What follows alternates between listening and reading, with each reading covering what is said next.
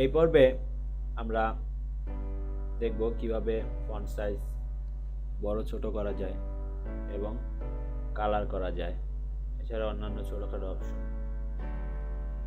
গত পর্বে আমরা এই টেক্সটটি লিখেছিলাম, এবার এই টেক্সটটি সাইজ আমরা বড় করব।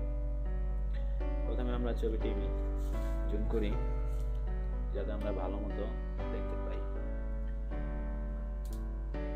এই টেক্সটটি আমরা যদি সিলেক্ট করি তাহলে এখানে দেখতে পাচ্ছি যে আমাদের টেক্সটের সাইজ হচ্ছে 54.14 পয়েন্ট। ইচ্ছা করলে আপনি এখান থেকে সাইজ বৃদ্ধি করতে পারেন। তবে এখানে একটি বিষয়, যেমন ধরুন আমি এখানে 100 দিলাম, কন্ট্রোল এন্টার চাপলাম অথবা এখানে ক্লিক করলাম। এখন একটি বিষয়, এই ফাইলের রেজুলেশনের সাইজ যদি বেশি হয় বা কম হয় তার সাথেও এই ফন্ট সাইজের রিলেশন রয়েছে। অর্থাৎ যেমন এখান থেকে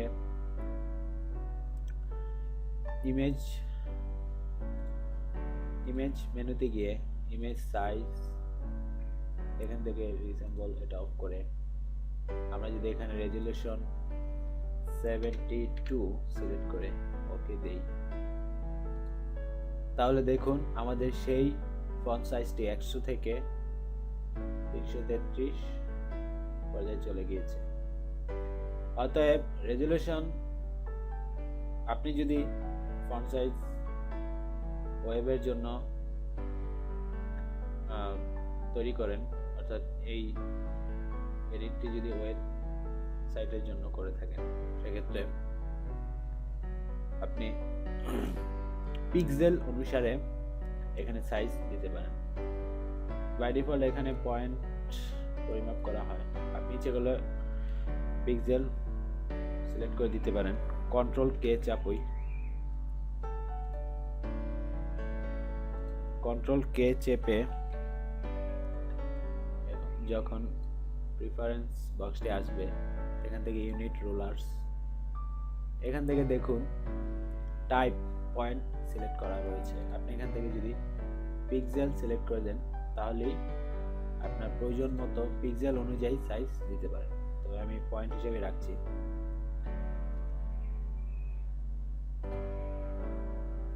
এখন আমরা আবার সেই পূর্বের অবস্থায় ফিরে গেলাম। আমরা এই ফন্টটিকে মুভ করব। মুভ করাতে প্রথমে ফন্টটি ডাবল ক্লিক করে সিলেক্ট করে নিই। এখান থেকে টেক্সট টুলটি আগে সিলেক্ট করে নেবেন। এবার এটি আমরা মুভ করে এই পর্যায়ে নিয়ে আসব। দেখুন আপনি যখন এই গ্রিড বরাবর লেখাটি আনবেন তখন দেখুন কার্সরের চিহ্ন কালো থেকে সাদায় রূপান্তরিত হচ্ছে, অর্থাৎ সঠিক জায়গায় এটি বসেছে।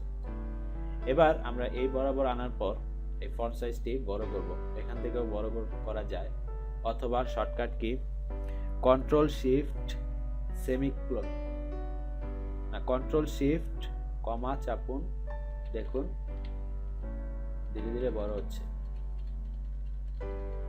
অথবা আপনি যদি এই ফন্ট সাইজটি ছোট করতে চান, সেক্ষেত্রে কন্ট্রোল শিফট কমা, অর্থাৎ কন্ট্রোল শিফট কমা দিলে সাইজ ছোট হবে এবং ফুল স্টপ দিলে ফন্টের সাইজ বড় হবে। আমরা এটি বাড়িয়ে, আর আপনি যদি আরো দ্রুত গতিতে বড় করতে চান, সেক্ষেত্রে অল্ট চাপুন, তাহলে আরো বেশি দ্রুত গতিতে বড় হবে। আমরা এটি সাইজ 192 দেই, তারপর এন্টার বা এখান থেকে এই চিহ্নটি সিলেক্ট করি। দেখুন খুব সুন্দরভাবে 2 গ্রিড বরাবর এই লেখাটি বসেছে। এবার এই ফন্টটির কালার আমরা চেঞ্জ করব, বা এই লেখাটির কালার আমরা চেঞ্জ করব। কালার চেঞ্জ করতে এখানে দেখুন ক্লিক করার পর এরকম একটি বক্স আসবে। আমরা এখানে একটি কার্সরের মতো দেখতে পাচ্ছি। আমরা এই ঠোঁটের কালারটি এখানে ব্যবহার করব, তারপর ওকে। ব্যাস, খুব সুন্দরভাবে ফন্টের কালার চেঞ্জ হয়ে গেল। এছাড়াও আপনি আপনার নিজের ইচ্ছে মতো যেভাবে খুশি এভাবে ফন্টের কালার চেঞ্জ করতে পারেন। এবার আরেকটি বিষয় আমরা নতুন শিখব, সেটি হচ্ছে টার্নিং। দেখুন এখানে একটি আইকন রয়েছে, এটি ক্লিক করার পর এডিট করার জন্য ক্যারেক্টার প্যানেল এসেছে। আমরা এখানে যদি একটি অক্ষর লিখি এ ভি,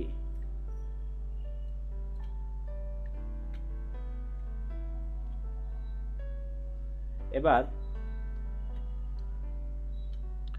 আমরা যদি দেখি এ আর ভি এর মাঝখানে যেই গ্যাপটি রয়েছে সেই গ্যাপের পরিমাণ ইচ্ছা করলে আমরা আমাদের নিজের মতো করে বাড়াতে কমাতে পারি। সেটা এখান থেকে আমরা সিলেক্ট করে দিতে পারি।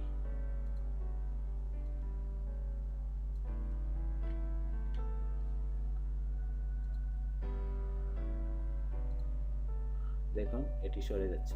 এটি আপনার প্রয়োজন মতো আপনি এই ভ্যালুটি চেঞ্জ করে নেবেন। আমরা আমাদের সেই পূর্বের অবস্থায় ফিরে যাই। এছাড়াও আপনি যদি দেখুন 6 এর পাশে যে গ্যাপটি রয়েছে এবং 6 এর পাশে যে গ্যাপটি রয়েছে আপনি এটিও ইচ্ছা করলে বাড়াতে কমাতে পারবেন।